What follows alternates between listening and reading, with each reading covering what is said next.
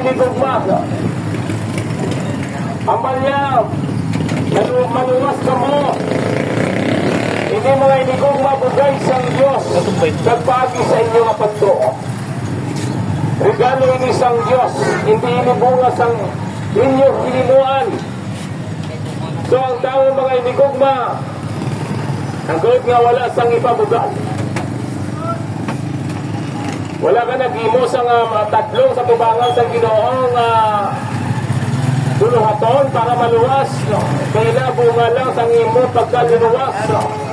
Ang tao mga inigugma, baka ba tunuki sa kaluwasan kay nirigalo sang Diyos. Kaya ang kaluwasan mga inigugma ngayon na bato nagapatubas ini sang maayong mga buhat. No? Paigdaan lang daw, boy. Paigdaan na. Mga inigugma pag-abot sa kaluwasan. Abi naton, paningkamutan naton ang kaluwasan. Abi naton mga inigugma, ining good works. Amo ining aton mga inigugma. Di pa mo na, boy. Matinas ka na, boy.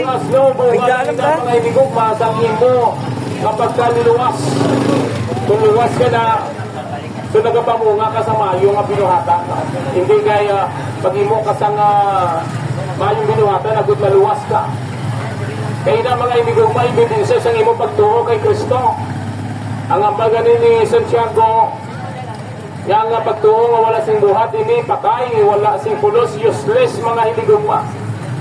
So gina-highlight, okay ni Santiago, mga inigugma, nga kung ang tao may pagtuo, so may maayos siyang mga ginahimo. No?